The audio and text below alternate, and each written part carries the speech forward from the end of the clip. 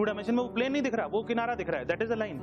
और one dimension में क्या देख रहे हैं, उस लाइन का भी कोना देख रहे हैं। Hello students, so in this continuation of revision of class 9th mathematics, we are continuing the chapter 22, that is trigonometrical ratios. So today is day 3. तो डे 3 के अंदर हम लोग कुछ इंपॉर्टेंट क्वेश्चंस को करने वाले हैं और कुछ कंसेप्ट सीखने वाले हैं ट्रिग्नोमेट्री से कनेक्टेड। तो जिन बच्चों ने आज ये फर्स्ट डे अपना रिवीजन ज्वाइन किया तो अपने प्रीवियस क्लासेस को जरूर देखें और उस टॉपिक के जो बेसिक चीज़ें हैं उनको सीख लें। तो आज के लेक्चर में हम लोग एक्सरसाइज 22A जो है उसके कुछ इंपॉर्टेंट क्वेश्चंस को डिस्कस करने वाले हैं और उनके अंदर फिर हम देखेंगे कि उन क्वेश्चंस को वहाँ पर क्यों फ्रेम किया गया है। और अगर आपको इसके अलावा कोई प्रॉब्लम है तो आप अपने कमेंट सेक्शन में लिख के हमें इन्फॉर्म कर सकते हैं सो दैट कि हम अपने नेक्स्ट लेक्चर में उन प्रॉब्लम्स को इंक्लूड कर सकें। अगर इन क्वेश्चंस के अलावा भी आपको किसी क्वेश्चन में प्रॉब्लम होती है तो आप हमें मेल कर सकते हैं और उसका फिर हम लोग सॉल्यूशन निकालेंगे, ठीक है ना। तो चलिए आज हम अपने क्वेश्चन इस लेक्चर को स्टार्ट करते हैं और इस लेक्चर में जो सबसे पहले क्वेश्चन लिया हमने वो क्वेश्चन नंबर 10 है। तो आप लोग देख रहे होंगे अपने स्क्रीन के ऊपर कि हमें इस क्वेश्चन में गिवन है 4 cot A 3 के बराबर है। 4 cot A is equal to 3 दिया हुआ है। तो मैंने थर्ड पार्ट चूज किया इसके अंदर जिसमें कि हमें cosec square A minus cot square A की वैल्यू फाइंड आउट करनी है। तो इस क्वेश्चन के सॉल्यूशन को करने के लिए, क्योंकि इस क्वेश्चन के अंदर हमें 4 cot A की वैल्यू 4 cot A 3 दे रखा है, तो यहाँ से हम cot A की वैल्यू को फाइंड आउट करेंगे सबसे पहले। तो cot A की वैल्यू क्या हो जाएगी 3/4। अब हमें पता है कि एक राइट एंगल ट्राइंगल के अंदर जो cot A है, क्योंकि एंगल ऑफ रेफरेंस हम A ले रहे हैं यहाँ पे, तो हमने एक राइट एंगल ट्राइंगल ड्रॉ कर लिया है, आप राइट साइड में देख रहे होंगे, जिसमें कि AC को हमने हाइपोटेनस लिया है क्योंकि एंगल B राइट एंगल है और एंगल A जो है, क्योंकि cot A में एंगल A यूज हो रहा है तो angle of reference capital A हमने मान लिया और इसकी जो capital A angle of reference मानने से जो परपेंडिकुलर आएगा वो BC बन जाएगा और बेस क्या हो जाएगा AB हो जाएगा। अब cot A जो होता है वो आपको पता है कि वो tan A का रेसिप्रोकल है और tan A जो होता है वो परपेंडिकुलर अपॉन बेस होता है। तो cot A क्या बन जाएगा base upon perpendicular and that will be equal to 3/4। और बेस अपॉन परपेंडिकुलर 3/4 अगर है तो जो बेस की वैल्यू है यहाँ पर इस ट्राइंगल के अंदर जो बेस है हमारा वो हमने AB माना था, तो AB अपॉन परपेंडिकुलर हो जाएगा BC, that will be equal to 3/4। इसका मतलब अगर हम यहाँ पर रेशो फैक्टर कंसीडर करना पड़ेगा क्योंकि AB की वैल्यू डायरेक्टली 3 नहीं हो सकती। जिन बच्चों ने आज ज्वाइन किया है वो समझ लो ध्यान से कि AB को हम डायरेक्ट 3 के इक्वल नहीं कर सकते हैं क्योंकि ये रेशो है और BC 4 के इक्वल नहीं हो सकती। तो इसीलिए हम क्या करेंगे यहाँ पर हम एक रेशो फैक्टर एज्यूम करेंगे। तो इस क्वेश्चन के लिए हमने मान लिया रेशो फैक्टर। तो रेशो फैक्टर को हम एज्यूम कर रहे हैं x। उस रेशो फैक्टर के हेल्प से हम देख पाएंगे कि जो AB की वैल्यू है, अगर हम अपने सॉल्यूशन पार्ट में भी देखें तो AB की वैल्यू क्या हो गई 3x हो गई, जिसको मैंने येलो कलर से हाईलाइट किया, और BC की वैल्यू 4x हो जाएगी क्योंकि AB 3 के सामने है तो 3x बनेगा AB और BC 4 के सामने है तो BC 4x बनेगा। तो इस कारण से आप देख रहे होंगे अपने फिगर में जो BC है उसकी लेंथ 4x हो गई और AB की लेंथ क्या हो गई 3x हो गई। अब हमारा जो ट्रिग्नोमेट्रिकल रेशियोज का कंसेप्ट है उसमें हमें ट्राइंगल की साइड सारी पता होनी चाहिए, राइट एंगल ट्राइंगल की। तो क्योंकि क्वेश्चन के अंदर भी कोसेक और कॉट यूज हो रहा है तो हाइपोटेनस का यूज तो है ही कोसेक के अंदर, तो हमें हाइपोटेनस निकालना पड़ेगा। इसीलिए in triangle ABC by applying Pythagoras theorem the hypotenuse is AC, that is why AC square can be written as AB square plus BC square. Now after substituting the values, the value of AB what we have already calculated or found is 3x. So AB can be written as 3x and it will become AB square will become 3x square. Similarly BC square will become 4x square and that will be equal to AC square. तो हमें यहाँ पे AC square की value find out करनी थी, तो AC square क्या बन गया 9x square plus 16x square and that will finally become 25x square. और AC स्क्वायर है तो स्क्वायर रूट लेना पड़ेगा, तो AC की लेंथ कितनी आ जाएगी 5x आ जाएगी। तो यहाँ पर हम देख पा रहे हैं कि AC की लेंथ हमने कैलकुलेट कर ली 5x। अब हमें इस क्वेश्चन में जो हमारा पार्ट है उसको सॉल्व करना है। तो आप देखिए कि जो हमारा क्वेश्चन है इसके अंदर हमें cosec square A minus cot square A को फाइंड आउट करना है। तो अगर हम cosec square A minus cot square A को फाइंड आउट करना चाहते हैं तो सबसे पहले कोसेक A की वैल्यू फाइंड आउट करनी पड़ेगी। तो कोसेक A क्या होता है साइन A का reciprocal, that is hypotenuse upon perpendicular. तो जो फिगर है हमारी उसके अंदर हाइपोटेन्यूज AC था और परपेंडिकुलर BC था, तो AC की वैल्यू रख दी 5x और BC की वैल्यू रख दी 4x। तो यहाँ से x से x कैंसिल होने के बाद कोसेक A की वैल्यू 5/4 मिलेगी हमें। सिमिलरली आप देखिए कि कॉट ए की वैल्यू हमें 3/4 क्वेश्चन में गिवन थी, तो हमें फाइंड आउट क्या करना था, cosec square a minus cot square ए। इसका मतलब कोसेक ए की वैल्यू 5/4 रख देंगे इसमें, तो 5/4 का स्क्वायर हो जाएगा, माइनस आएगा बीच में, फिर कॉट ए की वैल्यू रखेंगे और ये कॉट स्क्वायर है तो 3/4 का होल स्क्वायर हो जाएगा। तो इसका मतलब ये फाइनली सॉल्व होकर जो फिगर आ रही है हमारे सामने वो आ रही है 25 - 9/16 and that will become 16/16। Final answer is 1। तो इस क्वेश्चन के अंदर ऐसी क्या खास बात है कि इसका आंसर 1 आ रहा है, तो इस बात को हम अलग से समझते हैं क्योंकि ये आपको 10th क्लास में बहुत हेल्प करने वाला है। ठीक है, तो मैं इसको अलग से नोट डाल के समझाता हूँ आपको यहाँ पर क्या हो रहा है इस क्वेश्चन के अंदर और इस क्वेश्चन की खास बात क्या है, इसको यहाँ पर क्यों दिया है आपको एक्सरसाइज के अंदर। तो आप देखिए कि हमारे क्वेश्चन के अंदर जो पूछा गया था वो था cosec square a minus cot square ए, ये पूछा गया था। तो एंगल ऑफ रेफरेंस ए है, तो अगर मैं यहाँ पे एक राइट एंगल ट्राइंगल बना लेता हूं और इसके अंदर एंगल ऑफ रेफरेंस जो है उसको मैं कैपिटल ए मान लेता हूं, तो इस कैपिटल ए के अकॉर्डिंग इस ट्राइंगल में परपेंडिकुलर, हाइपोटेन्यूज और बेस को भी रिप्रेजेंट कर दिया मैंने। आप चाहें तो मैं इसका कलर चेंज कर देता हूं सो दैट कि आपको अलग दिखाई दे। तो हमारा परपेंडिकुलर P हो गया, हाइपोटेन्यूज H हो गया और बेस P हो गया। अब इस ट्राइंगल के अंदर हम फाइंड आउट करते हैं cosec square a minus cot square ए की value with the help of the basic trigonometrical ratios formula. तो कोसेक ए जो है वो साइन ए का रेसिप्रोकल है, ऐसे याद रखा करो, कोसेक ए साइन ए का रेसिप्रोकल है। तो कोसेक ए का मतलब हो गया साइन ए का उल्टा, तो साइन क्या होता है, परपेंडिकुलर अपॉन हाइपोटेन्यूज, तो कोसेक क्या हो जाएगा, हाइपोटेन्यूज अपॉन परपेंडिकुलर, और इसका क्या हो रहा है, स्क्वायर हो रहा है, माइनस कॉट स्क्वायर ए। अब कॉट क्या होता है, टेन ए का रेसिप्रोकल है ना, कॉट ए क्या होता है, टेन ए का रेसिप्रोकल, तो टेन थीटा या टेन ए जो है वो क्या होता है, परपेंडिकुलर अपॉन बेस, तो कॉट ए क्या हो जाएगा, बेस अपॉन परपेंडिकुलर, इसका स्क्वायर करेंगे। तो जब हम इसको सॉल्व करेंगे तो ये हो जाएगा hypotenuse square upon perpendicular square minus base square upon perpendicular square, जिसको कि फर्दर सॉल्व करेंगे तो हो जाएगा hypotenuse square minus base square upon perpendicular square, क्योंकि दोनों का एलसीएम सेम है, पी स्क्वायर दोनों का एलसीएम आएगा। अब आती बात कि इस क्वेश्चन के अंदर मैंने किसी पर्टिकुलर वैल्यू को नहीं लिया हुआ है, सिर्फ एक एंगल ए पे सॉल्व कर रहे हैं इस क्वेश्चन को। ठीक है, तो आप सब जानते हो कि ये जो ट्राइंगल है इसके अंदर पाइथागोरस थ्योरम भी लगा सकते हैं हम लोग, वो हम 9th क्लास में सीख के आ रहे हैं। तो अगर इस ट्राइंगल में पाइथागोरस थ्योरम लगाएंगे तो क्या होगा, hypotenuse square is equal to perpendicular square plus base square हो जाएगा। तो आप देखिए ध्यान से कि यहाँ पर क्या लिखा हुआ है, इस जगह पर hypotenuse square minus base square लिखा हुआ है, तो इसकी वैल्यू को मैं अगर यहाँ से फाइंड आउट कर लूँ तो hypotenuse square minus base square की वैल्यू हो जाएगी पी स्क्वायर, परपेंडिकुलर स्क्वायर। तो इसका मतलब ये हो गया कि इस क्वेश्चन को आगे फर्दर सॉल्व करेंगे तो ये बन जाएगा p square upon p square and that is equal to 1। तो यहाँ से हमें क्या समझ में आया, इस पूरे जो हमने कैलकुलेशन की इससे हमें ये समझ में आया कि cosec square a minus cot square ए में एंगल कोई भी हो, ए हो बी हो, है ना, कोई भी एंगल हम एक्यूट एंगल ले लें अगर, तो cosec square a minus cot square ए हमेशा 1 के इक्वल ही होगा। यहाँ पर इस पर्टिकुलर क्वेश्चन में इन्होंने रेशो दे रखी थी 3/4, उसकी हेल्प से हमने प्रूव किया, अदरवाइज ये जनरलाइज प्रूव हो गया कि cosec square a minus cot square ए हमेशा 1 ही आएगा। तो इसका मतलब ये हो गया कि ये हमारे लिए एक रूल बन गया जो कि 10th क्लास में एक आइडेंटिटी के नाम से जाना जाएगा। तो cosec square a minus cot square is always equal to 1, इसको आप याद रखेंगे तो आपको क्वेश्चन को सॉल्व करने से पहले ही इसका आंसर पता होगा। इस तरीके से हम लोग रिवाइज करेंगे धीरे धीरे करके, क्योंकि पिछले लेक्चर्स में आप लोगों को फील हुआ होगा कि हमें ये आता है, लेकिन धीरे धीरे करके हम लोग इसके अंदर एंटर कर रहे हैं ट्रिग्नोमेट्री में, तो हम नई नई चीज़ों को सीखेंगे 9th क्लास के अंदर ही, सो दैट कि 10th क्लास के अंदर आप लोगों को बिल्कुल भी दिक्कत ना हो। और 10th क्लास में हम लोग शुरू से ही अपने सारे जो चैप्टर्स हैं उनको बेसिक कॉन्सेप्ट से पढ़ेंगे। आप लोग यहाँ पर एक चीज़ नोट कर रहे होंगे हमारे इस रिविजन के शेड्यूल में कि हम लोग आपकी बुक की एक एक लाइन को एक्सप्लेन कर रहे हैं, एक एक लाइन को कर रहे हैं एक्सप्लेन। खासकर आपने देखा है कि केमिस्ट्री में, बायो में भी जो मैम है वो एक एक लाइन को एक्सप्लेन कर रही है, ऐसा कभी नहीं होता है। और ये बहुत जरूरी है एक कंपटीशन को क्वालिफाई करने के लिए कि हम अपनी बुक की थॉरो स्टडी करें। और आईसीएससी के जो क्वेश्चन पेपर्स होते हैं बोर्ड के, वो बिल्कुल थॉरो स्टडी करने पर बनते हैं, कोई भी क्वेश्चन रिपीट नहीं होता है, और अगर रिपीट हो भी रहा है तो वो काफी डिटेल्ड उसमें से टॉपिक में से क्वेश्चन हमारे निकल के आते हैं। चलिए अब नेक्स्ट क्वेश्चन की तरफ प्रोसीड करते हैं। Now we have selected question number 12। तो क्वेश्चन नंबर 12 में क्या दिया हुआ है, in a right angle triangle it is given that angle A is an acute angle and the value of tan A is 5/12.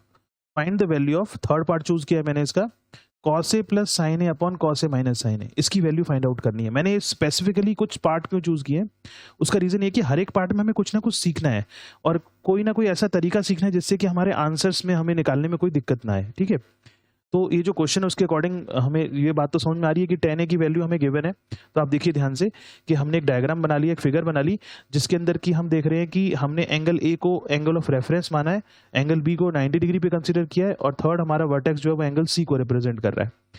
तो इस ट्राइंगल के अंदर हमें tan a की वैल्यू गिवन है 5/12। तो इतना तो आप लोग सीख गए कि रेशियो फैक्टर में मानना होता है।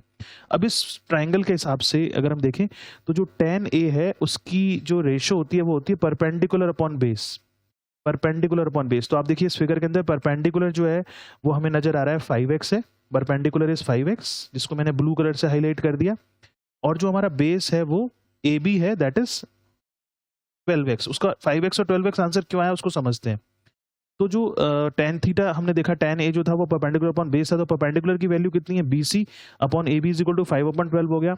यहाँ पे हमने रेशियो फैक्टर को x कंसिडर किया है, तो जो BC है उसकी वैल्यू 5x हो जाएगी और AB की वैल्यू 12x हो जाएगी, क्योंकि BC के जो सामने हमें नजर आ रहा है नंबर वो 5 है, इस कारण से ये 5x बन जाएगा, और AB के सामने 12 है तो ये 12x बन जाएगा। इसको डायरेक्टली 5 और 12 मत लेना, आपको लगता होगा कि जो हमारा आंसर्स है वो आ जाते हैं, लेकिन जो तरीका है सॉल्व करने का वो गलत हो जाता है। इसके बाद हमें हाइपोटेनस की जरूरत पड़ेगी, तो हाइपोटेनस के लिए हम पाइथागोरस थ्योरम अप्लाई करते हैं, आपको मालूम है।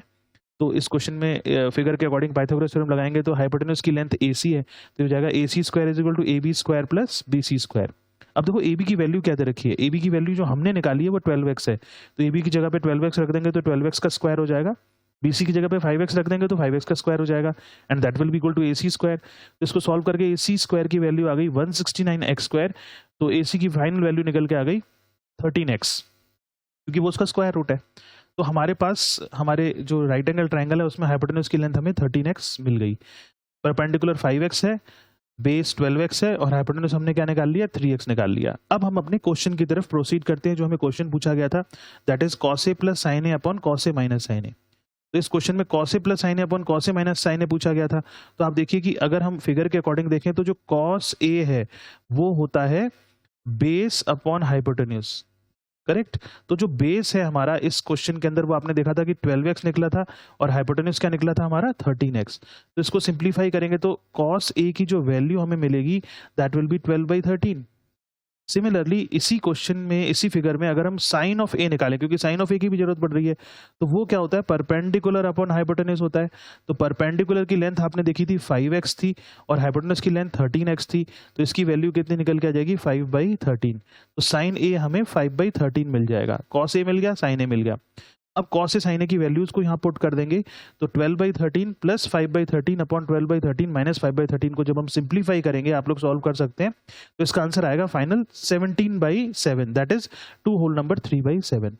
अब आती बात कि इस क्वेश्चन के अंदर अगर मैं आपको इसका दूसरा तरीका बताऊं, और जिसमें कि हमें ट्राइंगल बनाने की जरूरत ना पड़े और हमें हाइपोटेन्यूज की लेंथ निकालने की जरूरत ना पड़े, तो उसके लिए क्या करना पड़ेगा। तो आप सबसे पहले देखो कि इस क्वेश्चन में गिवन क्या था। तो हमें यहाँ पे इस क्वेश्चन में गिवन था टेंजेंट ऑफ ए की वैल्यू, tan a की वैल्यू गिवन थी, और tan a की वैल्यू आपको जो यहाँ पर गिवन थी दैट इज, आप इसमें स्क्रॉल करके देख सकते हैं, दैट इज 5/12। tan a की वैल्यू क्या दे रखी है हमें, 5/12 दे रखी है। नाउ अब हमारा क्वेश्चन क्या है, हमारा जो क्वेश्चन है वो हमें दिया हुआ है cos a plus sin a divided by cos a minus sin a, ये हमें क्वेश्चन गिवन है। तो आप देखिए कि हम ऐसा क्या करें इस क्वेश्चन में जिससे कि ये जो वैल्यू है वो tan a की हेल्प से निकल के आ जाए। तो आप लोगों ने जब अब इस टॉपिक को स्टार्ट किया था, मैंने फर्स्ट क्लास में आपको एक्सप्लेन किया था कि what is the relation between tan a and sin a and cos a। तो tan a can be written as sin a upon cos a। इसका मतलब sin a को अगर cos a से डिवाइड करें तो tan a बन जाता है। तो आप इस पार्ट में जो हमें क्वेश्चन को सॉल्व करके लेके आना है, इसमें न्यूमरेटर डिनोमिनेटर को दोनों को cos a से डिवाइड कर दीजिए, मतलब cos a upon cos a plus sin a upon cos a divided by cos a divided by cos a upon cos a minus sin a upon cos a। तो हमने numerator और denominator दोनों को किससे divide कर दिया, cos a से divide कर दिया। ऐसा करने से क्या होगा कि ये वैल्यू सिंप्लीफाई होकर tan के टर्म्स में कन्वर्ट हो जाएगी। तो cos a upon cos a क्या हो गया 1, plus sin a upon cos a क्या बन गया tan a, divided by 1 minus tan a। क्योंकि sign A upon cos A जो होता है वो टेन ए होता है, ये हमने देख लिया, ये हमने पहले से पता है हमें, और cos A upon cos A हमारा कैंसिल हो जाएगा। तो आप देखिए क्वेश्चन हमारा जो था वो कन्वर्ट हो गया टेन ए के टर्म्स में। तो अब हम यहाँ पर आप देख पा रहे होंगे कि ये जो टेन ए की वैल्यू गिवन है हमें, इस वैल्यू को इसमें डायरेक्टली पुट कर सकते हैं। तो इसका आंसर क्या बन जाएगा, 1 + 5/12 अपॉन 1 - 5/12। तो इस तरीके से भी हम क्वेश्चंस को कर सकते हैं। तो अगर देखा जाए तो एग्जामिनर जो है वो आपसे इस क्वेश्चन को सॉल्व करने की इस टेक्निक को ही चाहता है। उसका रीजन क्या है कि आप अगर जो हमने पहला मेथड देखा उसके अंदर हमें टाइम ज़्यादा लगा सॉल्व करने में, और इस क्वेश्चन को सॉल्व करने में टाइम कम लगा। तो अगर ओवरऑल क्वेश्चन पेपर में आप 3 या 4 क्वेश्चन इस तरीके से शॉर्ट मेथड से कर देंगे तो जो टाइम आपको बचेगा उसके अंदर हम क्वेश्चन पेपर को रिवाइज कर सकते हैं, या फिर हमारे जो डिफिकल्ट क्वेश्चन हैं उनको हम अटेम्प्ट कर सकते हैं प्रॉपरली। ठीक है ना। तो इसको जब हम सॉल्व करेंगे तो क्या हो जाएगा, ये हो जाएगा 17/12 मल्टीप्लाइड बाई 12/7। तो फाइनल आंसर हमारा क्या निकल के आ गया, 17/7। तो वही आंसर आ रहा है सेम 17/7, लेकिन जो टाइम है वो हमें इस क्वेश्चन को सॉल्व करने के लिए कम लगा। और ये जो हमने दूसरी जो ट्रिक सीखी उस ट्रिक को आप लोग इस टाइप के क्वेश्चंस के अंदर अप्लाई कर सकते हैं। जैसे यहाँ पे टेन ए की वैल्यू दे रखी है, इस तरीके से कॉट ए की वैल्यू भी दे सकते हैं, क्वेश्चन सेम होगा।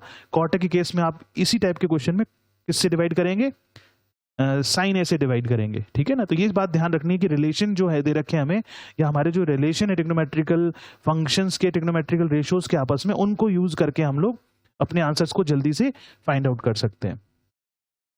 चलिए अब हम लोग चलते हैं अपने नेक्स्ट क्वेश्चन की तरफ, दैट इज क्वेश्चन नंबर 13। ये भी एक अच्छा क्वेश्चन है, इसमें भी सीखने को कुछ मिलेगा हमें। तो हमें इस क्वेश्चन में गिवन है साइन थीटा की वैल्यू p/q, मतलब एक पर्टिकुलर नंबर की फॉर्म में रेशियो नहीं दी हुई, वेरिएबल्स की फॉर्म में रेशियो है, साइन थीटा की वैल्यू p/q दिया हुआ है हमें। तो वो कह रहे हैं find the value of sine theta plus cos theta in terms of p/q। तो sine theta plus cos theta की वैल्यू p/q के टर्म्स में निकालनी है, और हमें साइन थीटा गिवन है। तो आप इस क्वेश्चन के सॉल्यूशन के अंदर नेचुरल सी बात है कि जो एंगल ऑफ रेफरेंस है उसको थीटा मानेंगे, और आप जानते हैं कि थीटा के सामने वाली साइड परपेंडिकुलर होती है, थीटा और 90 को कंटेन करने वाली साइड बेस होती है, और 90 के सामने वाली साइड हाइपोटेनस होती है। तो यहाँ पर अगर देखेंगे ध्यान से तो जो हमारा साइन थीटा है वो हमें p/q दे रखा है। तो साइन थीटा क्या होता है, perpendicular upon hypotenuse, that is p/q। Ratio factor हम यहाँ पे x मान लेते हैं, तो परपेंडिकुलर जो है उसके सामने p लिखा हुआ है, तो इसीलिए जो परपेंडिकुलर है वो आपको यहाँ पे दिखाई दे रहा है px, और हाइपोटेन्यूज के सामने q लिखा हुआ है, इसीलिए हाइपोटेन्यूज क्या बन गया, qx बन गया। ठीक है ना, रेशियो फैक्टर के कारण से। तो परपेंडिकुलर की लेंथ px आ गई, हाइपोटेन्यूज की लेंथ qx आ गई। तो फर्स्ट मेथड जो हम फॉलो कर रहे हैं, फर्स्ट मेथड के अंदर हम लोग क्या कर रहे हैं कि हम इस क्वेश्चन को जो डायरेक्ट हमारे दिमाग में मेथड आता है नॉर्मली बच्चों के, उस हिसाब से सॉल्व कर रहे हैं। और उसके बाद हम जो मेथड ले रहे हैं वो हम मेथड वो ले रहे हैं जो कि हमें करना चाहिए एक्चुअली, और हमारी जो थिंकिंग स्किल है वो डेवलप हो, अगर अच्छी तरह से उस टॉपिक में डेवलप्ड है तो उन क्वेश्चंस को उस तरीके से अटेम्प्ट कर सकते हैं।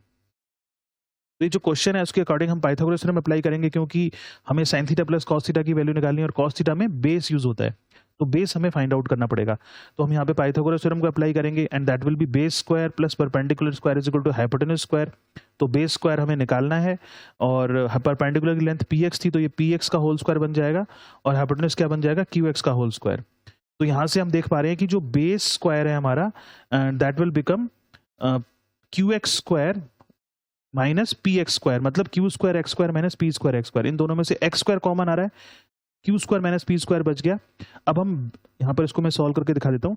तो जो बेस की वैल्यू है that will become square root of q square minus p square, और x स्क्वायर को हमने कॉमन ले लिया था। तो जब इसको सिंप्लीफाई करेंगे तो हो जाएगा under root q square minus p square, और x बाहर निकल जाएगा क्योंकि q square minus p square एक टर्म है, ये फैक्टराइज कर लिया हमने। तो x स्क्वायर जो है वो सॉल्व होकर स्क्वायर रूट के अंदर से x बाहर आ जाएगा। तो हम यहाँ देख पा रहे हैं कि जो बेस है हमारा वो बन गया root q square minus p square x। अब हम cos थीटा की वैल्यू निकाल सकते हैं। ट्रायंगल के अंदर cos थीटा होता है बेस अपॉन हाइपोटेन्यूज, तो बेस की लेंथ हमने क्या निकाली, q square minus p square x, और हाइपोटेन्यूज था qx, तो x से x कैंसिल हो गया, तो डायरेक्ट लिख दिया हमने under root q square minus p square upon q। अब हमें जो क्वेश्चन था वो सॉल्व करना चाहिए। तो क्वेश्चन के अंदर हमें क्या गिवन था, क्वेश्चन के अंदर हमें गिवन था साइन थीटा की वैल्यू, तो हमें फाइंड आउट करनी थी cos theta plus sine theta. तो कॉस थीटा की वैल्यू हम निकाल चुके हैं, आप सब देख रहे होंगे, ये वैल्यू हमें फाइंड आउट करनी है।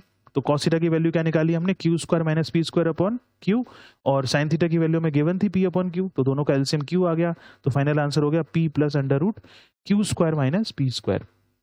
अब इस क्वेश्चन को हम ट्राई करते हैं दूसरे मेथड से, और कोशिश करते हैं कि इसका आंसर हम जल्दी से निकाल पाएं। तो आप देखिए कि जो हमारी फिगर है, अगर हम इस क्वेश्चन को दोबारा से यहाँ पे अलग से नोट डाल के ट्राई करते हैं सॉल्व करने के लिए। तो जो हमारी फिगर है उसके अंदर हम देख रहे हैं कि हाइपोटेन्यूज को हम h मान लेते हैं, परपेंडिकुलर को p मान लेते हैं, बेस को b मान लेते हैं। तो हमें फाइंड आउट क्या करना है? फाइंड आउट करना है हमें cos theta plus sine theta. तो हम जानते हैं कि cos थीटा क्या होता है? cos थीटा होता है बेस अपॉन हाइपोटेन्यूज, और साइन थीटा की वैल्यू क्या होती है? Perpendicular upon hypotenuse. इसका मतलब ये हो गया base plus perpendicular upon hypotenuse. ये आपको फाइंड आउट करना है। और इन तीनों में हमें गिवन क्या था? आप देखो, गिवन क्वांटिटी को मैं ऊपर लिख के सॉल्व करके दिखाऊंगा। तो हमें गिवन था साइन थीटा, और साइन थीटा क्या दे रखा था? हमें p अपॉन क्यू दे रखा था। तो मैंने रेशियो फैक्टर माना। अब साइन थीटा क्या होता है? Perpendicular upon hypotenuse, that is equal to p upon q. तो यहां से हम देख पा रहे हैं कि अगर हम रेशियो फैक्टर को मान लें x, तो इस यहां से परपेंडिकुलर की जो लेंथ है वो px बन जाएगी, हाइपोटेन्यूज की लेंथ qx बन जाएगी, और बेस को हमने सॉल्व करके निकाल लिया था। तो बेस हमारा कितना आ गया था? Under root q square minus p square x. तो ये जो तीनों वैल्यूज हैं, अगर इन तीनों वैल्यूज को इसमें पुट कर दिया जाए यहाँ पे, तो हमारा आंसर डायरेक्ट आ सकता है। तो देखते हैं क्या होगा। देखो, परपेंडिकुलर की लेंथ हो गई पी एक्स, बेस की लेंथ हो गई under root q square minus p square, और साथ में एक्स है, divided by hypotenuse q x. तो आप देखो इन तीनों क्वांटिटी में से कॉमन क्या आ रहा है? तो यहाँ से हमें x कॉमन मिल रहा है। तो अगर हम x को कॉमन लेके कैंसिल कर दें तो हो जाएगा p under root q square minus p square, x को कॉमन ले लिया हमने, डिवाइडेड बाई क्यू एक्स। तो यहाँ पर हम देख पा रहे हैं कि हमारा x से x कैंसिल हो गया, और हमारा आंसर जो निकल के आ गया वो वही आंसर है जो हमें फाइंड आउट करना था, under root q square minus p square upon q. ये हमारा फाइनल आंसर आ गया। तो इस तरीके से भी हम इस क्वेश्चन को सॉल्व कर सकते हैं। तो हम क्या कर रहे हैं? धीरे धीरे करके अपनी थिंकिंग स्किल को क्रिटिकली डेवलप कर रहे हैं, सो दैट कि जब भी क्वेश्चन आएगा तो आपका जो तरीका होगा वो हमेशा शॉर्ट मेथड होना चाहिए। ट्रिग्नोमेट्री एक ऐसी चीज है जिसके अंदर कि हम शॉर्ट मेथड्स भी अप्लाई कर सकते हैं। एक क्वेश्चन को सॉल्व करने के एक से ज्यादा तरीके होते हैं, ठीक है? तो हमें ट्राई करना चाहिए हमेशा कि हम जिस क्वेश्चन को सिंप्लीफाई कर रहे हैं, सॉल्व कर रहे हैं, तो वो मोर देन वन मेथड से होना चाहिए। होता क्या है कि मैथ्स हमारा जो है वो हमें क्रिटिकल थिंकिंग कैसे डेवलप करता है कि जब हम एक क्वेश्चन को सॉल्व कर रहे हैं, नॉर्मली बच्चों की आदत क्या होती है, और टीचर्स की ये रिस्पॉन्सिबिलिटी बनती है कि वो बच्चों को गाइड करें कि एक क्वेश्चन को सॉल्व करने के मोर देन वन मेथड और टू मेथड अगर हैं तो वो सारे मेथड बताने चाहिए, सो दैट कि आप लोग एक क्वेश्चन को अलग अलग एंगल से देख पाएं, और उससे फिर हमें इंटरेस्ट डेवलप होता है और मैथ्स हमारी स्ट्रांग हो जाती है। तो इसीलिए आप लोग अगर मैथ्स को आगे परस्यू करते हैं, और खासकर कॉम्पिटेटिव मैथ्स को, जैसे 11th-12th में जब आप लोग जाओगे, 10th तक की मैथ्स के अंदर तो हम कैलकुलेशंस पार्ट ज़्यादा होता है, 11th-12th की मैथ्स में हम लोग समझते हैं, मतलब हम अंडरस्टैंडिंग डेवलप करते हैं। तो वहाँ पर हमारे क्वेश्चंस के मोर देन वन मेथड होते हैं। इसीलिए कॉम्पिटिशन्स के अंदर आप जो क्वेश्चंस हैं उनको normally more than one method से क्वेश्चन सॉल्व हो जाते हैं। तो आप लोगों के अंदर ये टेक्निक, या टेक्निक नहीं बोलेंगे इसको, ये हमें आदत डालनी पड़ेगी, जो कि हमें 11th-12th क्लास के अंदर हेल्प करेगी कॉम्पिटिशन्स की प्रिपरेशंस करने के लिए। चलिए नेक्स्ट क्वेश्चन हम लेते हैं, क्वेश्चन नंबर 17। क्वेश्चन नंबर 17 के अंदर दिया हुआ है, if cosec theta is √5 find the value of, first part है 2 minus sign square theta minus cos square theta, second part है 2 plus 1 upon sine square theta minus cos square theta upon sine square theta. तो ये जो question है, इस question को कन्वेक्सली जैसे हम सॉल्व कर रहे हैं वैसे तो सॉल्व कर ही सकते हैं, लेकिन जब आप इसको दूसरे पार्ट में सॉल्व करेंगे तो यहाँ पर हम रूल्स बना के इस क्वेश्चन को बहुत जल्दी से आंसर को फाइंड आउट कर सकते हैं। तो क्वेश्चन इतना डिफिकल्ट नहीं है, क्योंकि इस क्वेश्चन में एंगल एक ही यूज हो रहा है। आप हमेशा एंगल पर जरूर ध्यान दिया करिए ट्रिग्नोमेट्री के अंदर, क्योंकि कुछ क्वेश्चन आपकी एक्सरसाइज में इस टाइप के क्वेश्चन हैं जिनके अंदर की जो एंगल है वो एक ही क्वेश्चन में ए और बी यूज हो रहा है, मतलब डिफरेंट एंगल यूज हो रहे हैं। तो मतलब दो ट्राइंगल हमारे उस क्वेश्चन के अंदर यूज होते हैं, या फिर हमें क्वेश्चन में लिखा होगा कि इन ट्राइंगल एबीसी, तो फिर वो एक ट्राइंगल के अंदर भी दो एंगल्स को यूज कर सकते हैं। तो ये पर्टिकुलर क्वेश्चन में एंगल एक ही यूज हो रहा है। तो आप देख रहे होंगे हमारी फिगर जो है उसके अंदर हमने एक राइट एंगल ट्राइंगल बना रखा है, जिसके अंदर एंगल ऑफ रेफरेंस थीटा लिया हुआ है, और थीटा के सामने परपेंडिकुलर बन जाएगा। थीटा और 90 को जो कंटेन करेगी साइड वो बेस होगी, and the rest the side opposite to 90 degree will be hypotenuse. तो यहाँ पर हम इस क्वेश्चन में देख रहे हैं कि कोसेक थीटा की वैल्यू √5 दी हुई है। तो कोसेक थीटा जो होता है वो साइन थीटा का रेसिप्रोकल होता है, और साइन थीटा की वैल्यू क्या होती है? सारे बच्चे जानते हैं, परपेंडिकुलर अपॉन हाइपोटेन्यूज। तो कोसेक थीटा की वैल्यू क्या होगी? Hypotenuse upon perpendicular. इसका मतलब हाइपोटेन्यूज अपॉन परपेंडिकुलर √5/1 बन जाएगा। अब हम रेशियो फैक्टर एज्यूम करेंगे। आपको पता है रेशियो फैक्टर जो है वो, उसके बिना हम क्वेश्चन को सॉल्व नहीं कर सकते। तो हाइपोटेन्यूज की लेंथ जो है वो √5 है, तो हाइपोटेन्यूज की लेंथ √5 है, तो रेशियो फैक्टर अगर हमने x माना तो हाइपोटेन्यूज की लेंथ बन जाएगी √5x। क्योंकि ये रेशो है तो हम डायरेक्टली इक्वल नहीं कर सकते। परपेंडिकुलर के सामने 1 लिखा हुआ है, इसीलिए परपेंडिकुलर जो है वो 1x बन जाएगा, मतलब x आ जाएगी वैल्यू। तो हमें हाइपोटेनस की वैल्यू √5x मिल गई और परपेंडिकुलर की लेंथ क्या मिल गई, x मिल गई। क्योंकि इस क्वेश्चन में cos थीटा इन्वॉल्व है तो बेस की लेंथ की जरूरत पड़ेगी, तो हम हाइपोटेनस और परपेंडिकुलर की हेल्प से बेस कैसे निकाल सकते हैं, with the help of Pythagoras theorem. तो पाइथागोरस थ्योरम लगाएंगे and that will be hypotenuse square is equal to base square plus perpendicular square. तो हाइपोटेनस की लेंथ दे रखी है √5, तो √5x का square is equal to base square plus x square हो गया। तो बेस स्क्वायर की वैल्यू क्या बन जाएगी, √5 का स्क्वायर क्या होता है, 5 होता है, तो 5x स्क्वायर बन जाएगा माइनस x स्क्वायर हो गया क्योंकि हमने उसको ट्रांसपोज कर दिया राइट साइड में, तो ये 4x स्क्वायर बन गया। तो बेस स्क्वायर की वैल्यू क्या बन गई, 4x स्क्वायर बन गई। और आप जानते हो कि जो बेस की वैल्यू निकलेगी वो √4x स्क्वायर होगी और square root of 4x square is 2x। तो यहाँ पर हम देख पा रहे हैं कि जो बेस की लेंथ है वो 2x निकल के आ गई। तो इसका मतलब हमें तीनों वैल्यूज मिल गई यहाँ पे। परपेंडिकुलर की लेंथ जो थी वो हमारे पास x थी, बेस की लेंथ हमने सॉल्व करके निकाल ली 2x, और हाइपोटेनस की लेंथ हमने निकाली थी √5x। तो इसकी हेल्प से ये जो क्वेश्चन है अब इसको इजीली सॉल्व कर सकते हो। आप लोग सब जानते हो अब क्या करना है, आपको साइन थीटा कॉस थीटा की वैल्यूज निकाल के सिंपली इसके अंदर रख देनी है और इसको सॉल्व कर देना है, तो आंसर आ जाएगा। तो इतना तो आप कर सकते हो, ठीक है। लेकिन मैं ये चाहता हूं कि आप इसमें थोड़ा सा और अगर इसको एज अ रूल याद रखेंगे तो बहुत जल्दी से इसका आंसर आपके सामने, इनफैक्ट बिना सॉल्व किए हुए, बिना क्वेश्चन को सॉल्व किए इसका आंसर बता सकते हैं, ठीक है। तो पहले मैं आप लोगों को 2 रूल समझा देता हूँ, ठीक है। एक रूल तो हम आज की क्लास में ही समझ चुके हैं, मैं दोबारा से लिख देता हूं उसको, आप सबको याद होगा। एक रूल अभी हमने पढ़ा था कि cosec square a minus cot square ए की वैल्यू हमेशा 1 आती थी। मैंने आज की क्लास में आपको शायद फर्स्ट या सेकंड क्वेश्चन के अंदर ही एक्सप्लेन करके दिखाया था। तो किसी भी एंगल में cosec square a minus cot square ए हमेशा 1 होता है, ये 10th में आप लोग सीखने वाले हो। दूसरी प्रॉपर्टी जो है उसमें हम ये सीखते हैं कि किसी भी ट्राइंगल के अंदर किसी भी triangle means right angle triangle के अंदर sine square a plus cos square a is always equal to 1 होता है। इसको हम प्रूव कर सकते हैं, तो आपके सामने इसको मैं प्रूव करके दिखाता हूं, फिर हम इस क्वेश्चन को सॉल्व करेंगे। तो एक अगर हम राइट एंगल ट्राइंगल कंसीडर कर लें और इस एंगल में, इस ट्राइंगल के अंदर एंगल ए रेफरेंस का एंगल मान लेते हैं, तो आप जानते हो कि परपेंडिकुलर क्या होगा इसके अंदर, हाइपोटेनस क्या होगा और बेस क्या होगा, ठीक है ना। तो हमें जो वैल्यू फाइंड आउट करनी है वो वैल्यू है sign square a plus cos square ए। तो अगर हम इसको सिंप्लीफाई करें तो साइन ए की वैल्यू क्या होगी, परपेंडिकुलर अपॉन हाइपोटेनस का स्क्वायर, और कॉस ए की वैल्यू क्या होगी, बेस अपॉन हाइपोटेनस का स्क्वायर। तो इसको सॉल्व करेंगे तो ये बन जाएगा perpendicular square upon hypotenuse square plus base square upon hypotenuse square, and that will find, इसका जो एलसीएम है वो हाइपोटेनस स्क्वायर बन जाएगा, तो that will be p square plus b square. और ये जो ट्राइंगल है, इस ट्राइंगल के अंदर राइट एंगल ट्राइंगल में अगर हम पाइथागोरस थ्योरम को देखें तो वो होती है hypotenuse square is equal to perpendicular square plus base square. तो इस वैल्यू को हम यहाँ पुट कर सकते हैं, perpendicular square plus base square की value that is hypotenuse square divided by hypotenuse square. तो ये सॉल्व होकर क्या आ गया, 1 आ गया, जो कि हम यहाँ पे देख पा रहे हैं। ये प्रॉपर्टी आप लोग पढ़ने वाले हैं 10th क्लास में, तो आपको थोड़ा सा आइडिया होना चाहिए, जरूरी नहीं है इससे ही सॉल्व करना है, आपको जो इजी लगता है मेथड उससे करना चाहिए।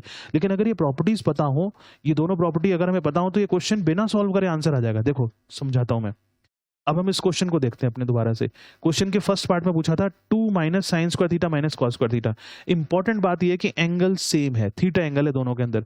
तो आप इस पार्ट में अगर माइनस को कॉमन ले लें सेकंड और थर्ड टर्म में से, तो क्या बनेगा, माइनस कॉमन लेने से sign square theta plus cos square theta बन जाएगा, जिसको कि हम समझ पा रहे हैं कि sign square theta plus cos square theta इस प्रॉपर्टी के अकॉर्डिंग क्या बन जाएगा, 1 बन जाएगा। तो इसका आंसर क्या हो जाएगा, 1 हो जाएगा डायरेक्ट। इंपॉर्टेंट पार्ट क्या है कि इसके अंदर एंगल सेम होना चाहिए, राइट एंगल ट्रायंगल अगर हम लेके चल रहे हैं तो एंगल सेम होना चाहिए। और सेकंड पार्ट भी इसी टाइप का है, देखो सेकंड पार्ट भी मैं आपको दिखा देता हूं, तो ये बड़ा इंटरेस्टिंग है। तो इसको, इससे टेंशन ही लेनी, आप सोच रहे होंगे कि सर ये क्या बता रहे हैं, लेकिन ये जरूरी है क्योंकि आपको एक इंट्रोडक्शन मिल जाएगा हमारी नेक्स्ट क्लास के लिए। नेचुरल सी बात है, आप लोग सारे 10th क्लास में जाने वाले हो, 10th का बोर्ड हमारे लिए काफी इंपॉर्टेंट होता है क्योंकि उसके मार्क्स भी हर जगह पे काउंट होते हैं, तो इसीलिए थोड़ा सा एक्सटेंसिव वे में पढ़ना चाहिए।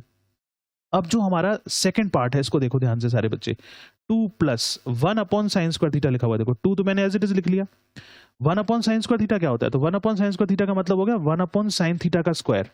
1 अपॉन साइन थीटा आप सबको बताया था मैंने फर्स्ट क्लास में, कोसेक थीटा होता है, तो इसका मतलब इसको लिख सकते हैं कोसेक थीटा का square, that is cosec square theta.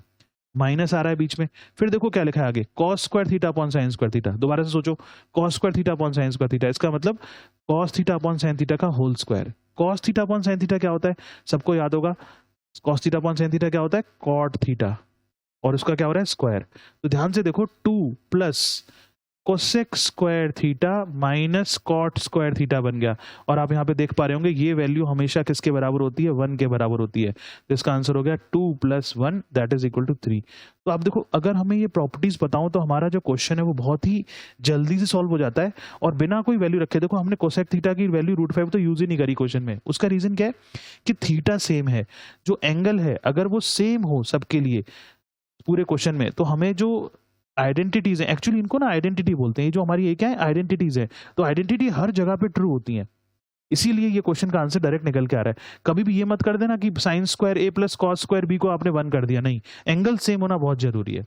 ठीक है, तो आई होप ये क्वेश्चन समझ में आया होगा आप लोगों को। तो हमारी पूरी कोशिश है इस क्लास में और आगे वाली आने वाली क्लासेस में कि हम कुछ नई तरीकों से क्वेश्चंस को सॉल्व करें। ठीक है, चलिए अब हम क्वेश्चन नंबर 20 को करते हैं। इसके ऊपर के जितने भी क्वेश्चंस हैं वो आप डायरेक्टली सॉल्व कर सकते हैं, और हमारा जो मेन पर्पस है वो आपके जो थिंकिंग प्रोसेस है उसको थोड़ा सा चेंज करने की जरूरत है, ताकि हम एक क्वेश्चन को अलग अलग तरीकों से इजीली सॉल्व कर पाएं। तो क्वेश्चन 20 जो है इसके अंदर दिया हुआ है, इन द फॉलोइंग फिगर बनी हुई है क्वेश्चन में सामने। तो इस ट्रायंगल, ये जो हमारे पास ट्रायंगल है उसके अंदर 2 राइट एंगल ट्रायंगल हमें दिखाई दे रहे हैं। एक राइट एंगल ट्रायंगल है ACD, जिसको कि आप लोग येलो कलर से मैं हाईलाइट कर देता हूँ। ये हमारे पास एक राइट एंगल ट्रायंगल दिया हुआ है, और एक दूसरा राइट एंगल ट्रायंगल है ADB, जिसको कि मैं ब्लू कलर से शेड कर देता हूं। तो ये 2 राइट एंगल ट्रायंगल हमारे पास हैं इस क्वेश्चन को सॉल्व करने के लिए। ठीक है, अब देखिए इसके अंदर एंगल ऑफ रेफरेंस भी हम देख पा रहे हैं कि एक एंगल Y नजर आ रहा है हमें और एक एंगल हमें X नजर आ रहा है। ठीक है ना, अब इस क्वेश्चन में पूछा है AD परपेंडिकुलर है BC के ऊपर, AC की लेंथ 26 है, AC की लेंथ 26 है, तो यहां पर हमें ये लेंथ रखी 26। CD की लेंथ 10 है, तो CD हमारे पास देखो कहां पर है, इसकी लेंथ हो गई 10। BC की लेंथ 42 है, तो हम देख पा रहे हैं कि जो BC है वो हमें टोटल लेंथ दे रखी है 42। तो जब हम क्वेश्चन को सॉल्व करते हैं तो इस तरीके से फिगर में क्वेश्चंस जो हमारी इंफॉर्मेशन है उसको फिल करते हुए जाते हैं। तो आप ध्यान से देखिए कि जो टोटल लेंथ है BC वो 42 दे रखी है और CD की लेंथ हमें 10 दे रखी है। तो इसका मतलब अगर हम 42 और 10 का डिफरेंस निकालेंगे तो हमें DB मिल जाएगा। तो ये जो लेंथ हमारे पास 10 है, इसको 42 में से हटा देंगे तो हमें ये लेंथ मिल जाएगी 32। ये हमें पहले से ही कर लेना चाहिए सॉल्व। ठीक है, इसके बाद हमें एंगल DACX दिया हुआ है, वो आपको यहाँ नजर आ रहा होगा, एंगल DACX, और एंगल B हमें Y दे रखा है। तो हमें पूछा क्या है, हमें सबसे पहले पूछा है cot x की वैल्यू फाइंड आउट करिए। तो cot x की वैल्यू नेचुरल सी बात है कौन से ट्रायंगल में से निकलेगी, ACD में से निकलेगी। उसके बाद हमें पूछा गया है 1/sin² माइनस 1/tan²। इसको ध्यान से देखो सारे बच्चे, 1/sin² क्या बन जाएगा, cosec² माइनस 1/tan² क्या बन जाएगा, cot²।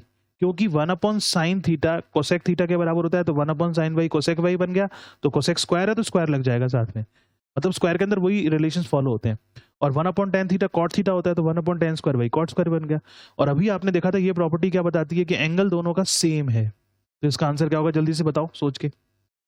यस, इसका आंसर क्या होगा, 1 हो जाएगा। डायरेक्ट बिना सॉल्व करे देखो पता लग गया हमें इसका आंसर 1 आएगा, क्योंकि एंगल सेम है।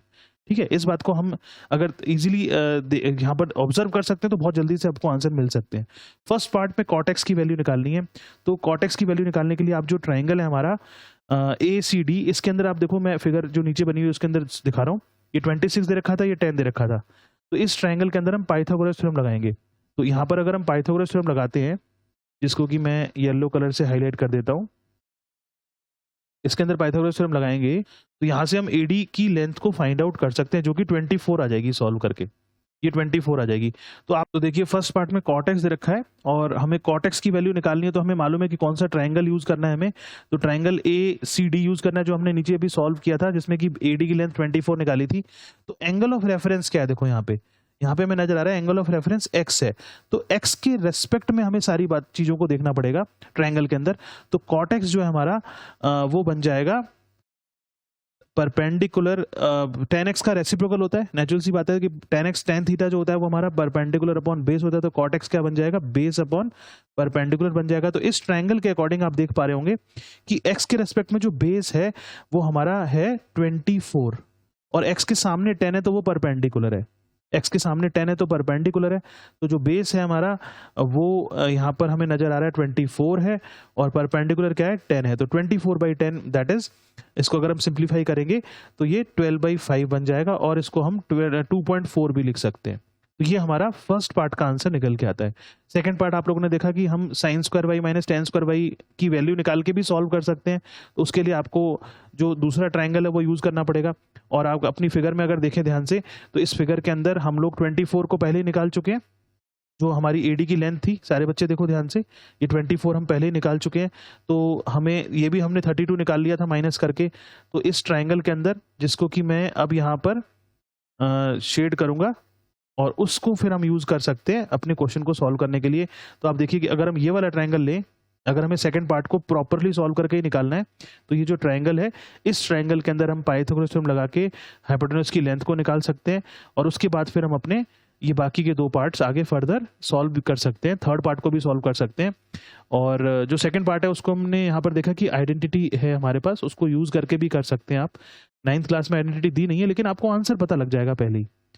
तो आई होप ये एक्सरसाइज के क्वेश्चंस आप लोग कर पाएंगे और कुछ चीज़ें हमने आज जो सीखी इसको ध्यान रखना और धीरे धीरे करके अपना जो थिंकिंग का प्रोसेस को धीरे धीरे करके चेंज करना है। जिन बच्चों को मैथ्स से थोड़ा डर लगता है या इंटरेस्ट नहीं आता है, लेकिन एक्चुअली ये बहुत आसान सब्जेक्ट है अगर इसको इस तरीके से समझा जाए। तो that's all for this class and in the next class we are going to do the solve examples, that is after the exercise 22A and that are really very good questions. And keep yourself connected and like, subscribe and share these videos so that other student will also be helped. Thank you very much.